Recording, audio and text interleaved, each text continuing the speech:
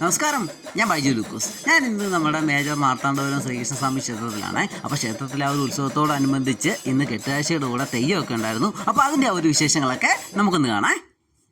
അപ്പോൾ നമ്മളിന്നുള്ളതെന്ന് പറയുന്നത് നമ്മുടെ കൊല്ലം ജില്ലയിലെ കിഴക്കേക്കല്ലടയിലെ മേജർ മാർത്താണ്ഡപുരം ശ്രീകൃഷ്ണസ്വാമി ക്ഷേത്രത്തിലാണ് നമ്മളിന്നുള്ളത്.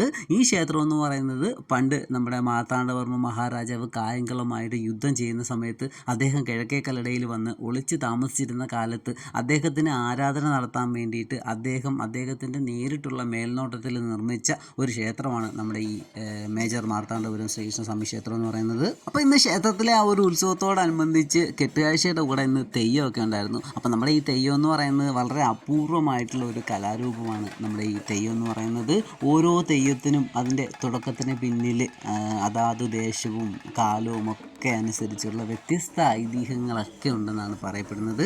നമ്മുടെ ഈ തെയ്യത്തിന് പല സ്ഥലങ്ങളിലും പല പേരുകളിലാണ് അറിയപ്പെടുന്നത്. കളിയാട്ടമെന്നും തെയ്യമെന്നും തിറയും എന്നൊക്കെ പേരിൽ അറിയപ്പെടുന്ന, ഓരോ ദേശത്തും ഓരോ രീതിയിൽ അറിയപ്പെടുന്ന ഒരു കലാരൂപമാണ് നമ്മുടെ ഈ തെയ്യം എന്ന് പറയുന്നത്.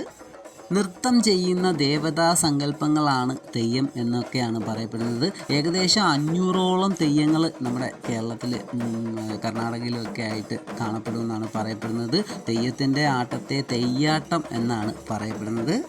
അപ്പോൾ നമ്മുടെ ഈ തെയ്യാട്ടം എന്ന് പറയുന്നത് തെയ്യത്തിൻ്റെ ആ ഒരു ആട്ടമോ തീ കൊണ്ട് ഉള്ള ആ ഒരു ആട്ടമോ ഒക്കെയാണ് ഈ തെയ്യാട്ടം എന്ന് പറയുന്നത്.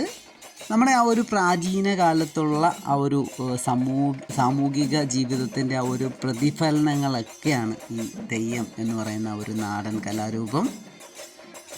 പണ്ട് കാലത്ത് നമ്മളുടെയൊക്കെ പഴയ ആ ഒരു കാവുകളിലും തറവാടുകളിലും ഒക്കെ ആയിരുന്നു ഈ ഒരു തെയ്യം അരങ്ങേറിയിരുന്നത്. അന്ന് കാലത്തെന്ന് പറയുന്നത് ഈ തമ്പുരാക്കന്മാർ ഓരോ സമുദായങ്ങൾക്കും തെയ്യം കെട്ടിയാടാനുള്ള അനുവാദങ്ങളൊക്കെ കൊടുത്തിരുന്നു. ദൈവം എന്നതിൻ്റെ ആ ഒരു വായ്മൊഴിയായിട്ടാണ് ആ ഒരു തെയ്യം എന്ന പേര് വന്നതെന്നൊക്കെയാണ് പറയപ്പെടുന്നത്. വളരെ അപൂർവമായിട്ടുള്ളൊരു കലാരൂപമാണ് നമ്മുടെ ഈ തെയ്യം എന്ന് പറയുന്നത്. മനോഹരമായിട്ടുള്ള ആ ഒരു മുഖമെഴുത്തും കുരുത്തോലകളും പൂക്കളും മറ്റുമൊക്കെ ഉപയോഗിച്ചുള്ള ആ ഒരു രക്തവർണ്ണാങ്കിതമായിട്ടുള്ള ആടയാഭരണങ്ങളും ഒക്കെ ഈ ഒരു തെയ്യത്തിൽ ഉപയോഗിക്കുന്നുണ്ട്. അപ്പോൾ നമുക്ക് ആ തെയ്യത്തിൻ്റെ ആ ഒരു കാഴ്ചകളും കൂടെ ഒക്കെ നമുക്കൊന്ന് കാണാം.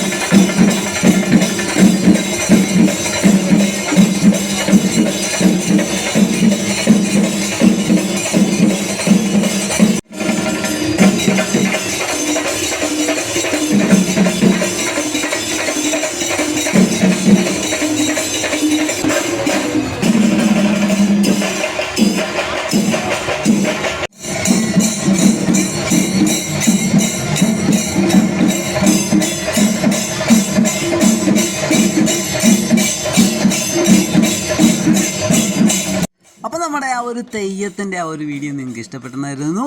അടുത്തൊരു വീഡിയോ ആയിട്ട് നമുക്ക് വീണ്ടും കാണാം. ബൈ.